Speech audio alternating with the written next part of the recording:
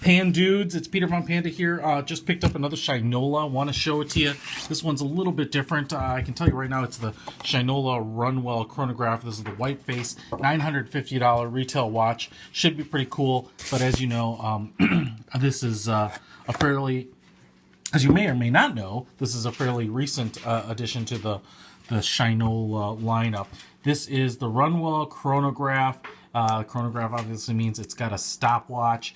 This is kind of the highest end of the chronograph offerings. This has the alligator leather strap, which makes this almost $150 or 200 bucks more than kind of the cheapest chronograph that they have, which tends to just have a standard leather band. It looks great, and although alligator isn't necessarily my preferred leather, it does look nice here, but you know, the vegetable tanned leather strap is a fine watch, is a fine strap to have as well. A couple interesting things about this. This is the 47 millimeter, and it does look like many of the other Runwells.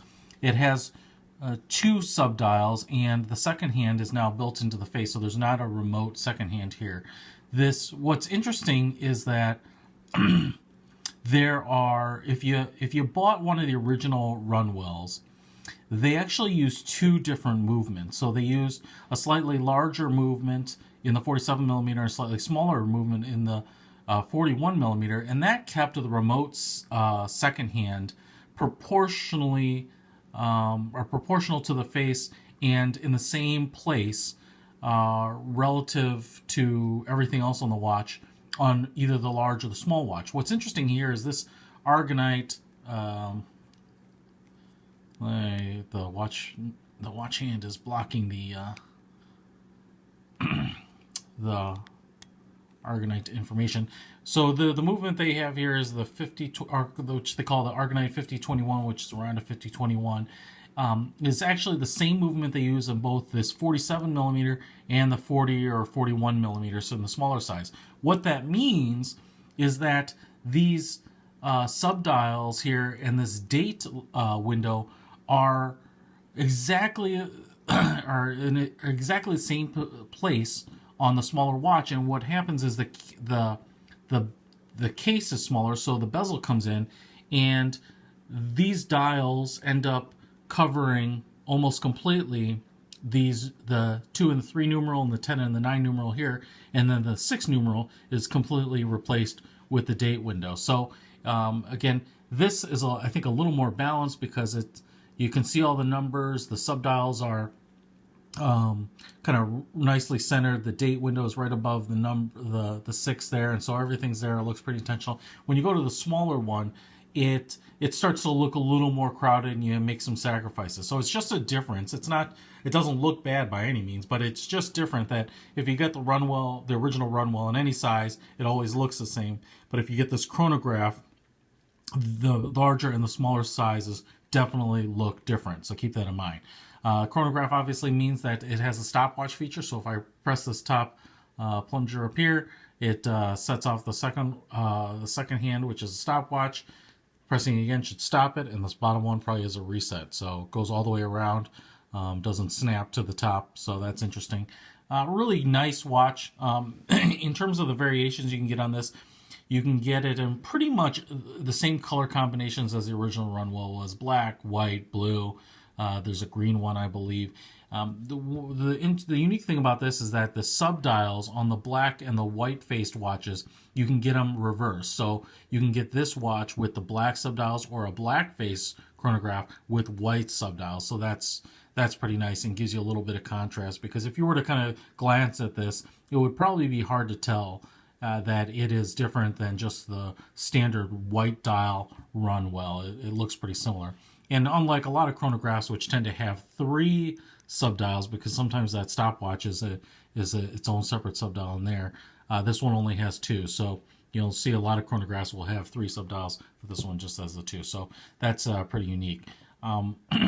This is definitely a cool watch. $950. Again, it's a quartz movement, but you get a lot for it. There doesn't seem to be anything else that's different on this watch from the other Runwell in terms of size, although it does feel a little heavier. The nice thing is too, because you don't have just this one crown, you've got these two other plungers up here. It actually adds a little more detail. You get a little more light play, and it just seems like a more substantial and complex watch.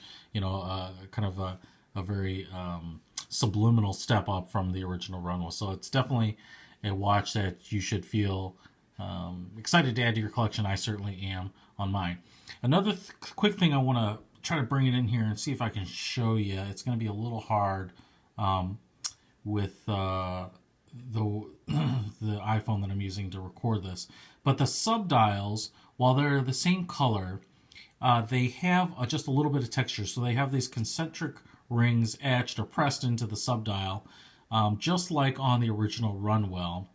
Again, it's really hard to see here, and I'm trying to catch the light a little bit on it. But they're kind of like little tiny vinyl LPs. They've got these little very, very subtle ridges on it.